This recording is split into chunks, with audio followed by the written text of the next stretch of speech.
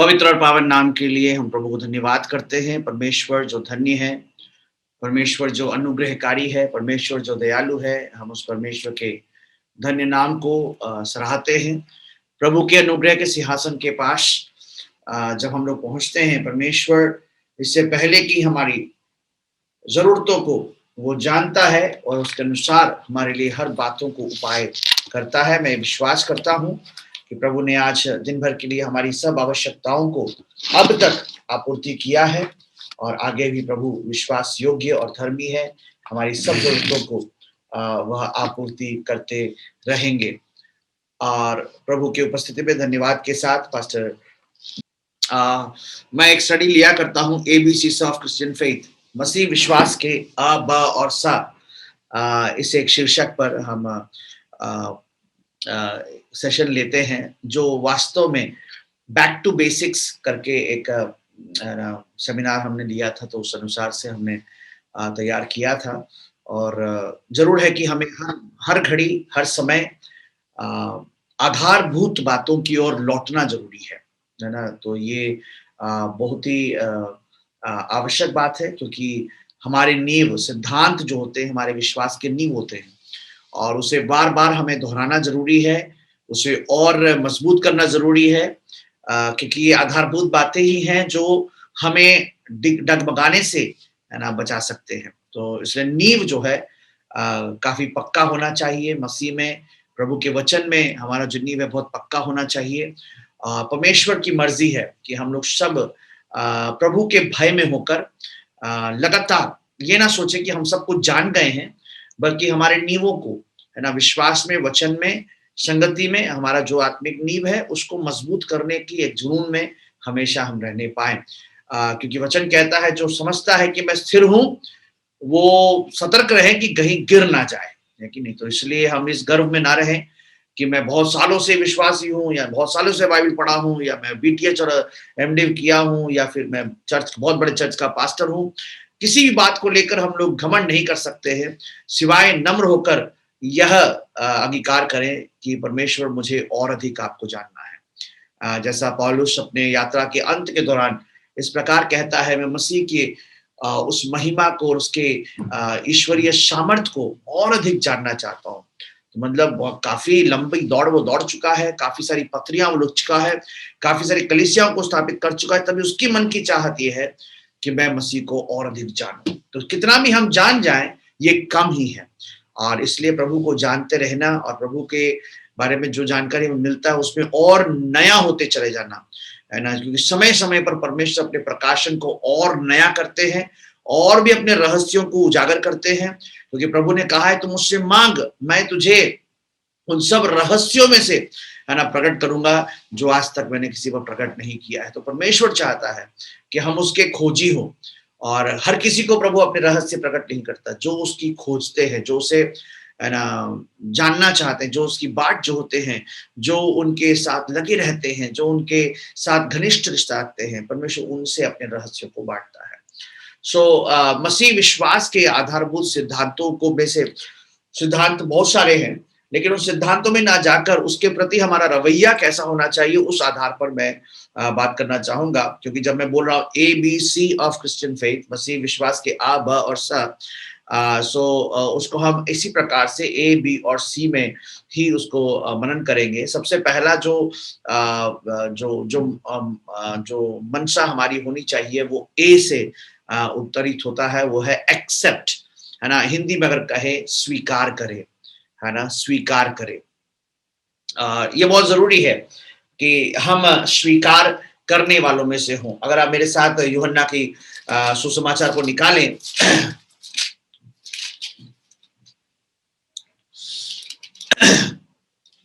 यूहन्ना की सुसमाचार 1 अध्याय और 12 पद को इस प्रकार लिखा हुआ है, जितनों ने उसे ग्रहण किया उसने उन्हें परमेश्वर की संतान होने का अधिकार दिया, अर्थात उन्हें जो उसके नाम पर विश्वास रखते हैं, अर्थात उन्हें जो उसके नाम पर विश्वास रखते हैं, जितनों ने उसे ग्रहण किया, है ना।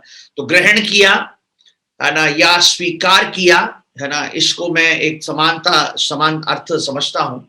है ना? तो बहुत जरूरी है कि हम और आप मसीह विश्वास के आधारभूत बातों को स्वीकार करें, है ना? बहुत चीजें हैं जिसके लिए हम प्रश्न उठाते हैं या प्रश्न हमारे मन में उमड़ता है, लेकिन सबसे पहला कदम प्रश्न उठाना नहीं है, और सबसे पहला कदम है कुछ कुछ सत्य को, कुछ तथ्यों को हम लोग स्वीकार करें। We have to accept it, है ना? अगर हम उसको वैसा स्वीकार नहीं करते हैं तो कई सारे हमारे प्रश्नों का या कई सारे हमारे उलझनों के लिए हमें आधार नहीं मिलेगा जिसमें स्थिर होकर हम लोग उसका जवाब पा सके। और इसलिए ये बहुत जरूरी है। और आज भी मैं यहाँ पर जब क्लास ले रहा था, इन बातों को मैं बातें कर रहा था, है ना? कैसे हमें स्वर्ग के बारे में क्या जानकारी होना चाहिए, नरक के बारे में क्या जानकारी होना चाहिए, पृथ्वी के जीवन के बारे में क्या जानकारी होना चाहिए, अधोलोक के बारे में क्या जानकारी है, स्वर्ग लोक के बारे में क्या जानकारी है। और जब उस जानकारी को हम लोग जो परमेश्वर ने सिद्ध करके रखा है, जिसमें कोई बदलाव कभी होना नहीं है ना? वो फैक्ट है, जैसे साइंस कहता है ना? तो साइंस का जैसे एक एक एक फॉर्मूला नहीं कहेंगे, बल्कि एक फ्रेज इस प्रकार से कहता है, एक थियरी, है ना? एक थियरी, शिक्षा ऐसी है, every action has an equal and opposite reaction. मतलब हर एक कार्य का उसके समानांतर या उसका विपरीत, है ना, प्रत्युत्तर होता है, या उसका विपरीत एक्शन होता है, प्रतिफल होता है। मतलब कुछ भी आप, जैसे आप पत्थर फेंकेंगे तो क्या बोलते हैं, जहां भी वो पत्थर जहां गिरेगा तो वहां पर एक दाग पड़ेगा, उसका एक रिएक्शन होगा। या आप पानी पर एक पत्थर फेंकेंगे तो उसके रिपल्स होंगे, मतलब, है ना, मतलब लहर जैसे उठेंगे, गोल गोल लहर जैसे उठेंगे। सो कुछ भी आप करते हैं, है ना, जो पत्थर ऊपर फेंका तो वो नीचे आएगा। तो एनीथिंग यू डू, आप जो भी करेंगे, आग लगाएंगे तो राख छोड़ेगा, धुआं निकलेगा। तो कोई भी हमारा एक्शन है उसका इक्वल या ऑपोजिट रिएक्शन होना तय है। तो ये एक फैक्ट है, इस पे आप क्वेश्चन नहीं उठा सकते, है ना? इसको डाउट करने वाली बात नहीं है। ये क्या है? एक थियरी है, एक फॉर्मूला है, ये सेट है, और इस पे आधारित आप बाकी सब चीजों पर, है ना, बाकी सब चीजों, जैसे आप उसके ऊपर आधारित एक थियरी बना सकते हैं। ठीक है भाई, बलून, है ना, जिसके अंदर हम लोग हाइड्रोजन गैस भर देते हैं, वो ऊपर को जा रहा है ना, ऊपर को जा रहा है, ये नीचे को तो नहीं आ रहा। तो थियरी क्या है? जो कुछ ऊपर जाता है वो नीचे आता है, लेकिन ये क्यों ऊपर जा रहा है? तो उस पे अपन मनन कर सकते हैं, उस पे अपन और शिक्षा पा सकते हैं, क्योंकि हाइड्रोजन गैस अन्य सारे गैस से हल्का है। वो क्या करता है? ऊपर उठ जाता है कि नहीं? और जब जैसे ही वो अपने उस स्तर में पहुंच जाता है तो वहां ठहर जाता है ना? या तो उसके समय के अनुसार से वो, है ना, उसका गैस कम हो जाता है तो वो नीचे गिर जाता है। कुछ भी जो ऊपर जाता है वो लौटता जरूर है, लेकिन जब तक कि उसके अंदर वो गैस बना हुआ है जो कि बहुत हल्का है, तो वो ऊपर उठा दिया जाता है। इसलिए जो भी बलून जो आपको हवा में उड़ते हुए, ऊंचाई पे उड़ते हुए दिखाई देते हैं, रस्सी से बंधा हुआ, बहुत हम लोग बेचने वालों को देखते हैं, तो वो हाइड्रोजन गैस है और वो हल्का होता है गैस, है ना? लेकिन वही, है ना, एक और फैक्ट उसमें है, हाइड्रोजन गैस इज इनफ्लेमेबल, मतलब हाइड्रोजन गैस में आग लग सकती है ना? तो कोई बच्चे बलून से खेल रहे हैं, अगर उसे वो आग के पास ले गए तो बहुत बड़ा एक आग का विस्फोट हो सकता है। तो यह भी एक थियरी है। अब ये आप नहीं मानेंगे, और नहीं, हम नहीं मानेंगे, हम आग पे लाके दिखाएंगे तो वो आग लग जाएगा, उससे नुकसान हो सकेगा। सो क्या कहने का मतलब है, कुछ बातों को हमें जैसा वो है वैसा ही स्वीकारना जरूरी है। और इसीलिए हम क्या स्वीकारेंगे? सबसे पहली बात जो हम स्वीकारेंगे वो है परमेश्वर के बारे में, है ना? परमेश्वर के बारे में हमें स्वीकारना है कि परमेश्वर है ना? आदि के पुस्तक में हम लोग सबसे पहला वचन पढ़ते हैं, परमेश्वर ने आदि में, परमेश्वर ने आकाश और पृथ्वी की सृष्टि की। एक्सेप्ट गॉड इज, है ना? हमें ये बात स्वीकारनी है। आजकल लोग इस विषय पर बहुत प्रश्न उठाते हैं, है ना, कि परमेश्वर कहां से आया, है ना, परमेश्वर की उत्पत्ति क्या है, परमेश्वर को किसने बनाया? नहीं, परमेश्वर कब से है, परमेश्वर है तो कहां है, परमेश्वर को क्या किसी ने देखा है? ना, ढेर सारे ऐसे प्रश्न आज लोग पूछते हैं, है कि नहीं? और जानते हैं, आपने, आपको तो मालूम है, आपने वचन भी पढ़ा होगा, मूसा ने जब परमेश्वर से पूछा, प्रभु तू कौन है? प्रभु ने एक ही जवाब दिया, मैं जो हूं सो हूं, I am that I am, है ना? मैं कौन हूं, मैं कैसा हूं, या मैं कहां हूं, क्या मैं सच में हूं, मैं कैसे आया, है ना? ये सब प्रश्नों के जवाब जानना या फिर इसको जानने के बाद ही परमेश्वर पर आप यकीन करेंगे, ऐसा एक एक एक विचार कई बार एक मसीह के लिए योग्य नहीं है ना।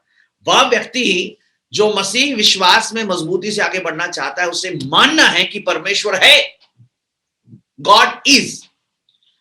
कोई भी आपको ऐसे उलझन में डालने ना पाए जहां पर आपको ये शक आ जाए कि यार सही बात है, मैंने तो परमेश्वर कभी देखा नहीं, तो कैसे मान लूं वो है ना। आपको मालूम होना चाहिए, जब थोमा यीशु के जी उठने के बाद शिष्यों के कहे अनुसार विश्वास ना किया और उसने कहा कि नहीं नहीं भाई, जब तक मैं उसके हाथों के घाव को, उसके पंजर के उस घाव को छू ना लूं, देख ना लूं, मैं यकीन नहीं करूंगा।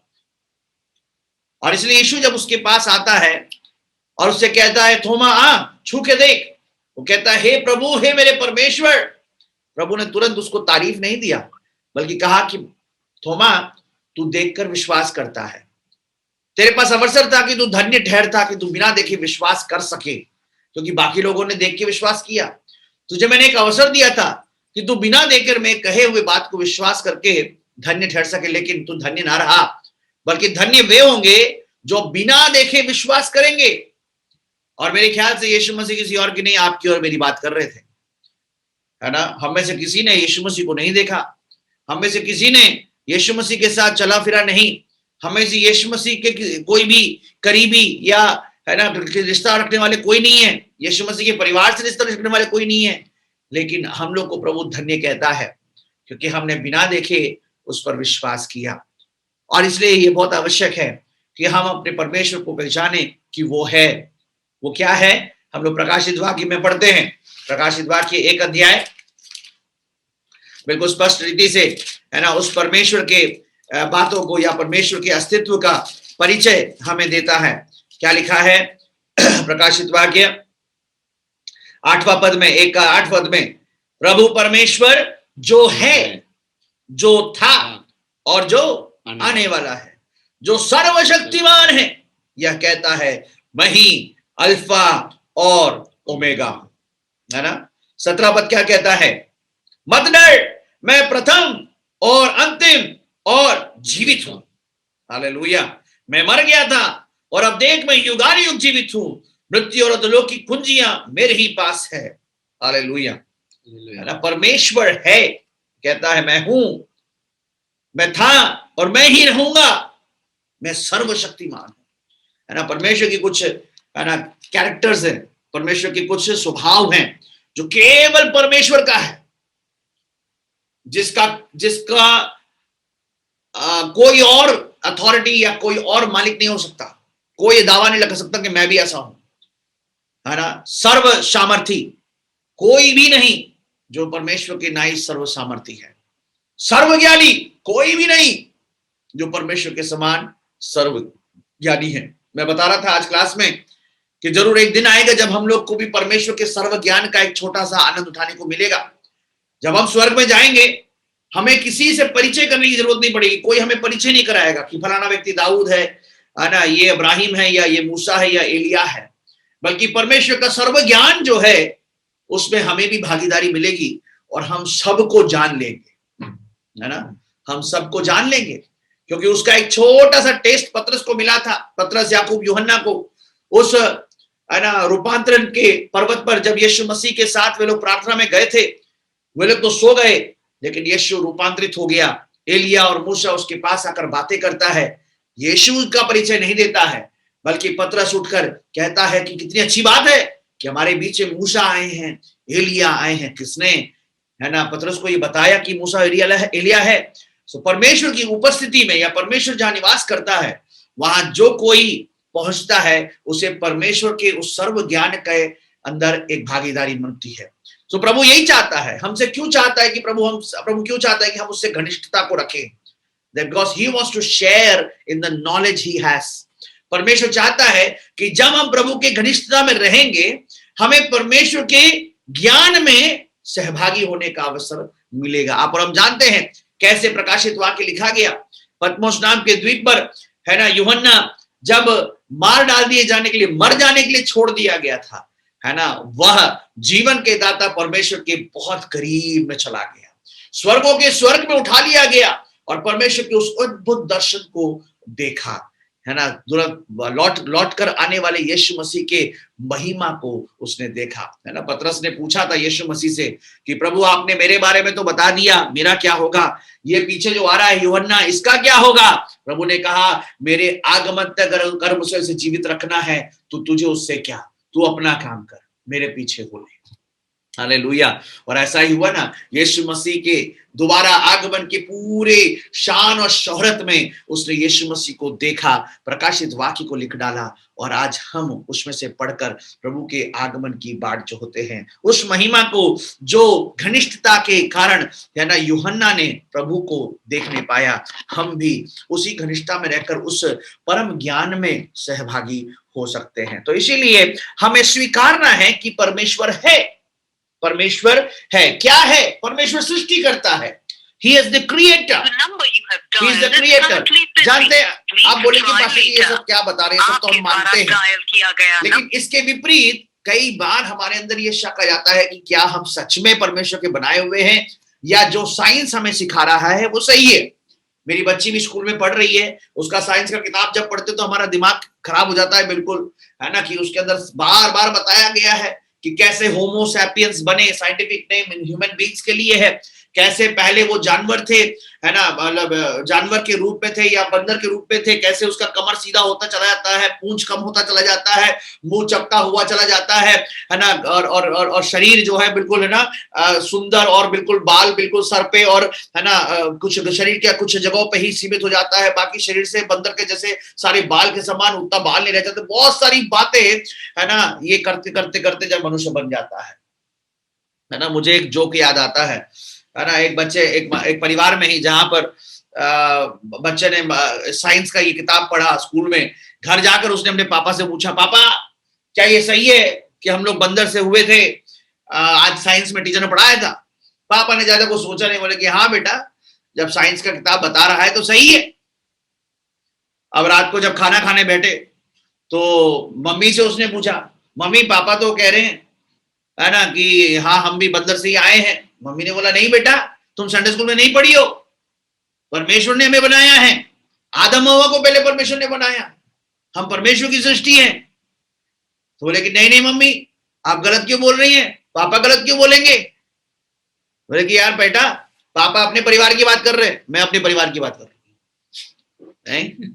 आखिर में यही जवाब बचता है। नहीं, आप जान लीजिए, नहीं, आप इंसानों में गिने जाना चाहते हैं जो परमेश्वर के स्वरूप और समानता में सृजे गए, या फिर जानवरों में पाए जाने चाहते हैं जो परमेश्वर के स्वरूप और समानता में सृजे नहीं गए। सो क्यों मैं ये कह रहा हूं कि अगर हम परमेश्वर को सृष्टिकर्ता मानते हैं तो इन बातों को लेकर कभी प्रश्न उभरना नहीं चाहिए कि क्या ये सही है।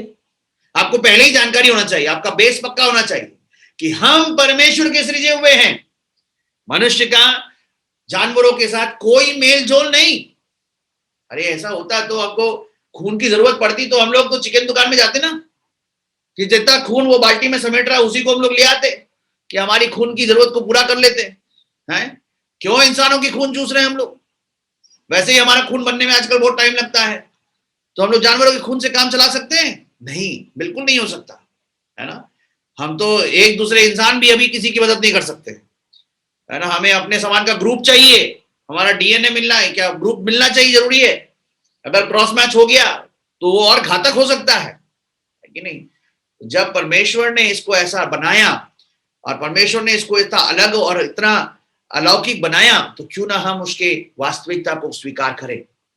और इसलिए जरूरी है कि हम इस बात को स्वीकार करें कि परमेश्वर सृष्टि करता है और वो सृजनहारा है, उन्होंने हमें बनाया है। कई लोग को ये डाउट होता है ना, कि परमेश्वर ने जब बनाया, है ना, मैं शायद उसको आगे बोलूंगा, ठीक है, उसको सेकंड पॉइंट में बोलूंगा। फर्स्ट पॉइंट में इसको मैं यहां पर समाप्त करता हूं। परमेश्वर ने, है ना, सब चीजों को सृजा, तो उसमें बहुत प्रमुख चीज परमेश्वर ने स्वर्ग बनाया और नरक को बनाया, है ना। अगर उसके वचनों को आप पढ़ना चाहते हैं, है ना, तो उसको भी आप ध्यान से देख सकते हैं, लिख डाल सकते हैं कि परमेश्वर ने स्वर्ग मनुष्यों के लिए बनाया। हम जानते हैं यीशु मसीह ने कहा, देखो थोड़ी देर के बाद मैं तुम्हारे बीच में ना रहूंगा, थोड़ी देर के बाद फिर मैं तुम्हारे बीच में रहूंगा, लेकिन व्याकुल मत हो, क्योंकि मैं तुम्हारे पास से उठा लिया जाऊंगा तो मैं अपने पिता के पास जाकर तुम्हारे लिए जगह तैयार करूंगा। क्योंकि जहां मैं हूं वहां तुम भी रहोगे। लेकिन फिर एक प्रश्न उठता है कि नरक किसके लिए बनाया? तो उसके लिए आप क्या देखेंगे, है ना, आप देखेंगे उस वचन को जहां पर लिखा हुआ है ना, मत्ती 25 अध्याय 41वां पद, मत्ती 25 अध्याय 41वां पद, जो स्पष्ट कहता है कि नरक शैतान और दुष्टात्माओं की सेना के लिए बनाया गया है ना।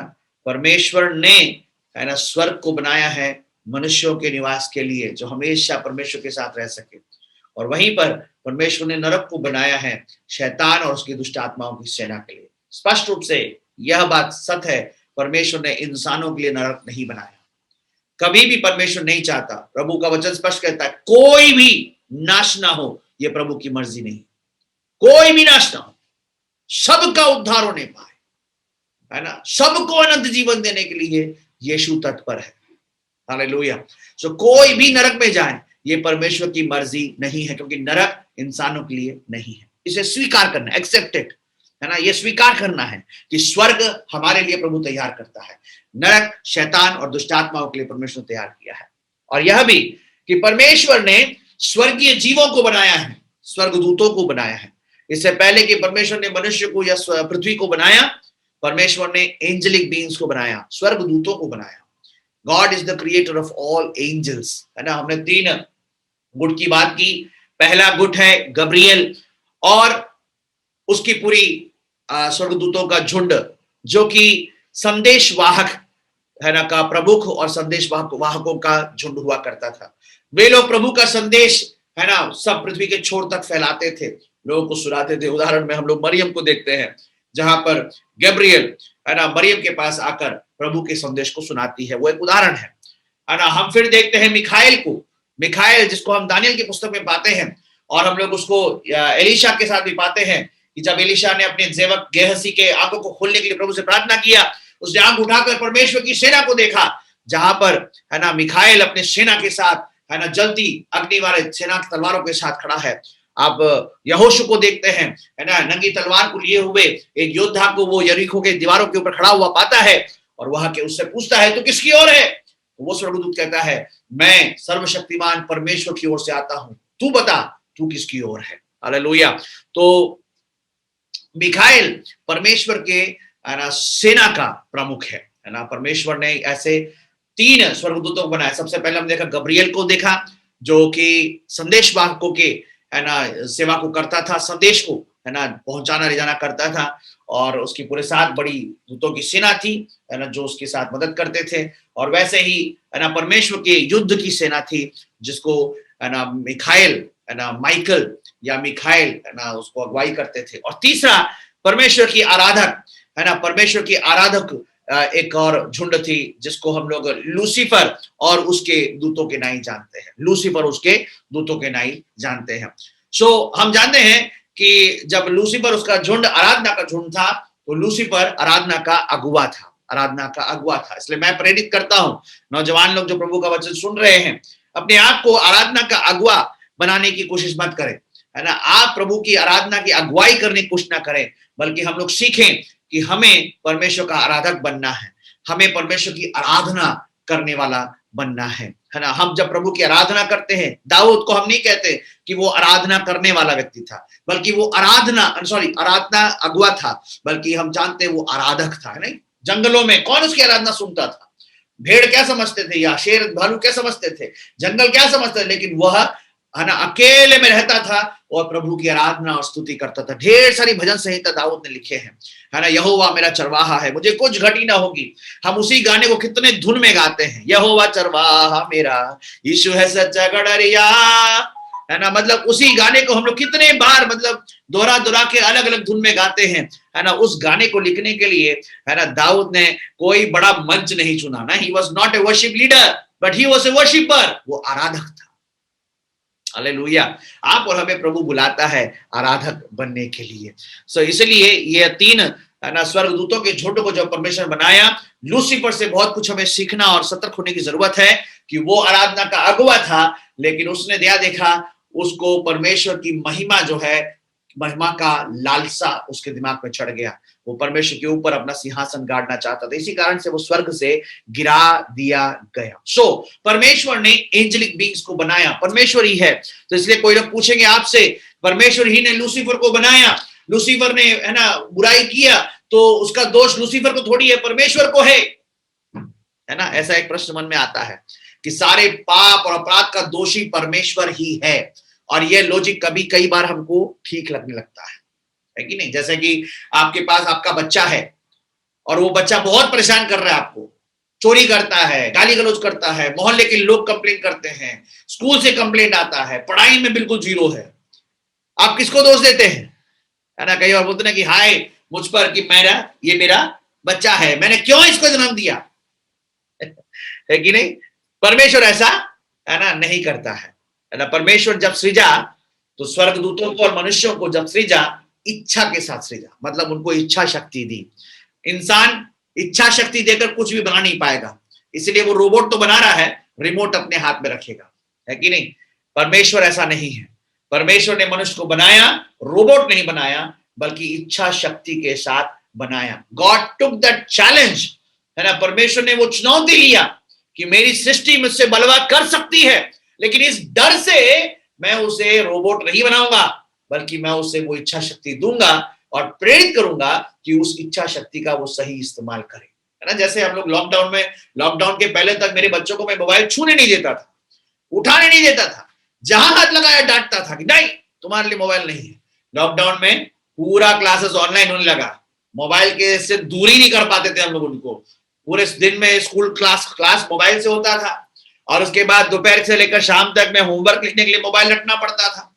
तो आज तब मेरे दिमाग में ये बात आया कि हम इनसे मोबाइल छीन नहीं सकते हैं, बल्कि हमें मोबाइल का सही इस्तेमाल करना इन्हें सिखाना होगा। इसके सही प्रारूप क्या है, इसके गलत इस्तेमाल से क्या नुकसान हो सकते हैं, ये हमें समझाना होगा, है ना। जैसे हमारे बिहार में भी है ना, दारू से मुक्त होने के लिए क्या किया, दारू बंद किया, तो क्या पीने वाले छोड़ दिए? नहीं, आजकल तो ऑनलाइन है ना, मतलब ऑनलाइन में ऑर्डर होता है ना, घर में पहुंचा दिया जाता है ना। दाम बढ़ गया है, तब भी लोग और भी है ना, मतलब क्या और शान से पीते हैं, है ना। देखो भाई पूरे बिहार में दारू बंद है, लेकिन हम तो मस्ती में पी रहे हैं, है ना। ऐसी सोच में है ना, तो मतलब हम क्या सोचते हैं, कई बार हम चीजों को बंद कर दे तो हो जाएगा। नहीं, हमें समझदार बनने की जरूरत है ना। हमें जरूरत है कि हम इस बात को समझे, स्वीकारें।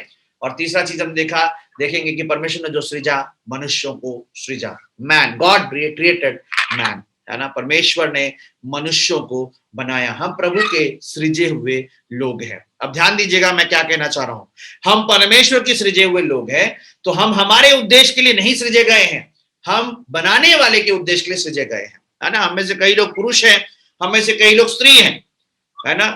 आपने नहीं चुना कि आप पुरुष बने, आपने नहीं चुना कि आप स्त्री बने, मैंने नहीं चुना कि मैं ऐसा काला बनूं, रंजन जी ने नहीं चुना कि वो इतने गोरे बने, मैंने नहीं चुना कि मैं इतना लंबा बनूं, उन्होंने नहीं चुना कि वो इतना छोटा बने। मतलब ये हमारा चुनाव नहीं है, है ना। हमारा जो फिजिक है, हमारा जो है ना जेंडर, या फिर हमारा जो क्या बोलते हैं लिंग, जो हम जैसे मैं पुल्लिंग हूँ, स्त्रीलिंग, ये हमारा चुनाव नहीं है। वी डिडंट डिसाइड, हमको ऑप्शन नहीं मिला था कि अच्छा श्याम तुम्हारा जन्म होने वाला है, तुम क्या बनना चाहते हो, पुरुष या स्त्री? नो, ऐसा कुछ पूछा नहीं गया था। कैसा बनना चाहते हो, गोरा या काला? ऑफ कोर्स आप जानते हो आप लोग क्या बोलोगे, नहीं? आपसे ऑप्शन पूछा तो आप लोग क्या बोलोगे, आप जानते हो, नहीं? अगर आप बोलोगे कि हाँ सही में, अगर मुझसे ऑप्शन पूछता तो मैं तो बोलता कि अगर आप लड़की आप बोलते, मैं तो बोलता कि मुझे लड़का बनना है? इसका मतलब क्या है? You are not satisfied with the call over your life. आपके ऊपर जो प्रभु का बुलाहट है उससे आप संतुष्ट नहीं है, और ये आपको एक्सेप्ट करना है। असंतुष्टि इस मामले में आपके जीवन को बहुत दुख देगा। प्रभु ने आपको अगर एक स्त्री के रूप में बुलाया है, इस पृथ्वी पर रखा है ना। जैसी एक बेटी इस संसार में पैदा होती है, उसके ऊपर सब वो जिम्मेदारी जैसे एक स्त्री, एक लड़की की होती है, वो आ जाती है, नहीं? जैसे ही वो जन्म लेती है, वो एक बेटी बन जाती है, वो एक बहन बन जाती है, उसको आगे चलकर एक माँ बनना है, आगे चलकर एक पत्नी बनना है, आगे चलकर एक दादी बनना है, नानी बनना है। इसके बीच में वो कहीं पर भी दादा या पापा नहीं बनता, नहीं।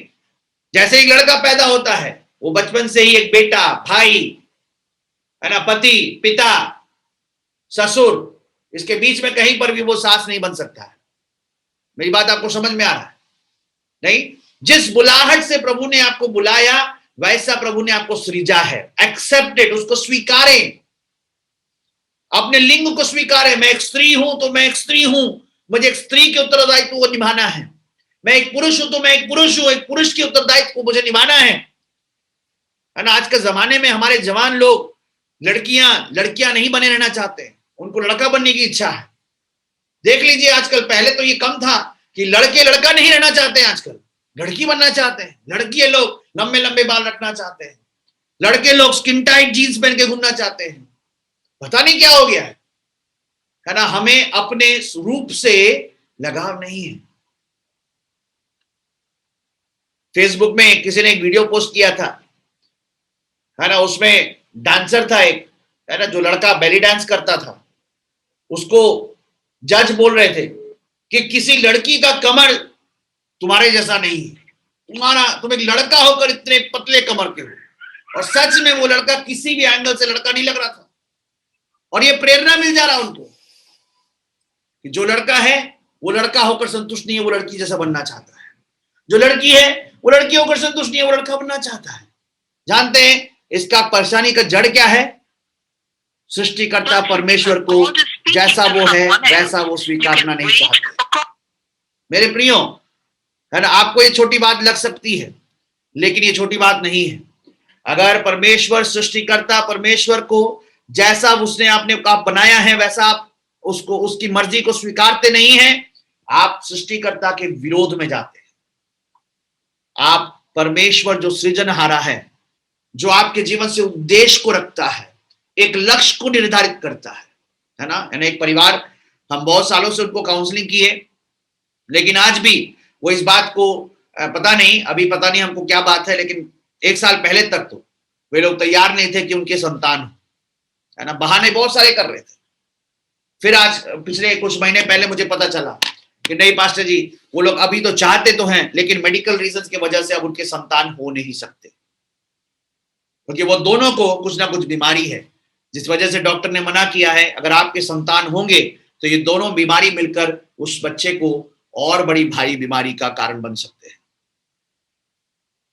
मैं उसमें से एक सीख लेता हूं, है ना। आज का जमाना कई बार शादी करने वालों के लिए प्रेरित करता है कि अरे 4-5 साल थोड़ा मौज मस्ती करेंगे, घूमेंगे फिरेंगे, ऐश करेंगे, और क्या, है ना। परमेश्वर ने जिन बातों को सिद्ध किया है, स्थापित किया है, उसके विरोध में कदम उठाने वाला परमेश्वर के नीति के नहीं, पर स्वयं परमेश्वर के विरोध में जाता है।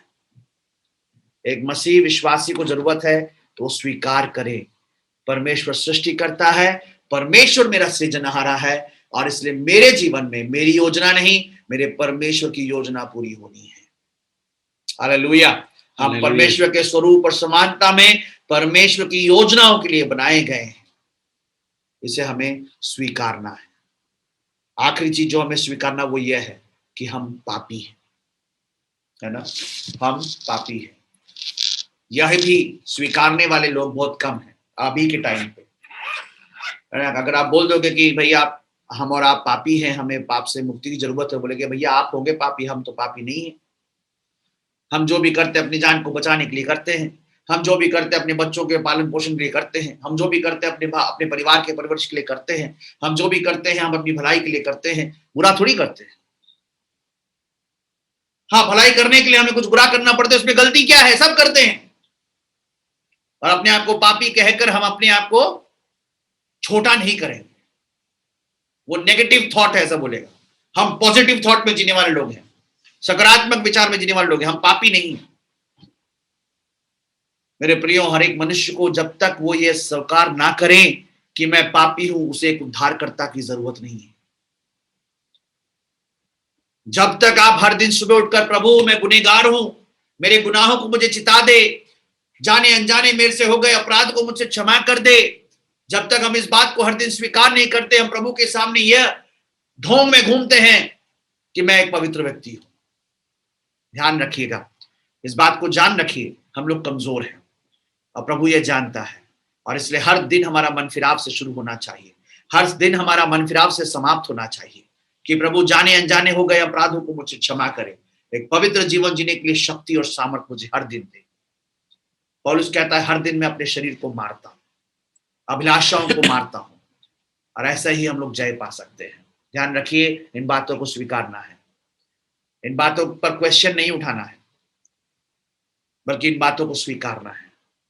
परमेश्वर के बारे में, मनुष्य के बारे में जिन बातों को मैंने कहा, ध्यानपूर्वक समझे कि मनुष्य परमेश्वर का सृजा हुआ है परमेश्वर की योजना के लिए।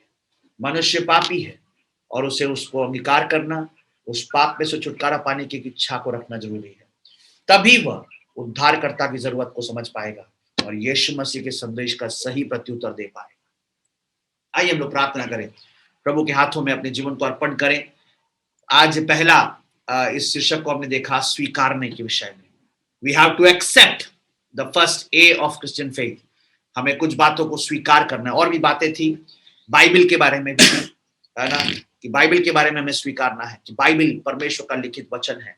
दूसरा तीमुथियुस 3 का 16 और 17 उस वचन के आधार पर हमको देखते हैं कि हमें स्वीकारना है बाइबल परमेश्वर के द्वारा प्रेरणा प्राप्त परमेश्वर का वचन है। ये हमारा मैनुअल है, स्वीकारना है। Don't question it, accept it, है ना। क्वेश्चन करके हम देरी कर बैठेंगे, लेकिन हमें स्वीकारना है ये परमेश्वर का। चर्च के बारे में हमें स्वीकारना है ना। मैं अगर सिखाऊंगा बहुत लंबा चला जाएगा, है कि नहीं। हमें स्वीकारना है चर्च परमेश्वर की योजना है, परमेश्वर के द्वारा स्थापित है ना, और उसकी महानता, उसका उद्देश्य क्या है, उसे पूरा करना है। आइए हम अपने जीवन में प्रभु के इन शिक्षाओं को स्वीकार करने वाले बने, क्वेश्चन या डाउट करने वाले ना बने।